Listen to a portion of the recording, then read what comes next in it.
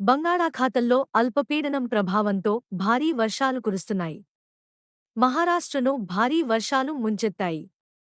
దాదాపు అన్ని ప్రాంతాల్లో వరద పోటెత్తింది. ముంబైలో భారీ వర్షాలకు పలు కాలనీలు నీట మునిగాయి. బుధవారం నుంచి కురుస్తున్న ఎడతెరపి లేని వర్షాలతో జనజీవనం అస్తవ్యస్తంగా మారింది.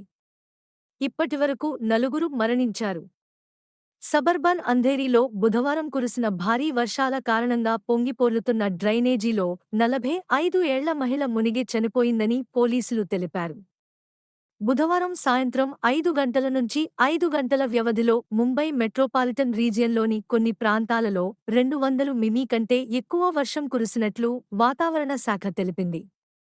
అత్యవసరం అయితే తప్ప ఎవ్వరూ బయటకు రావొద్దని అధికారులు హెచ్చరికలు జారీ చేసింది.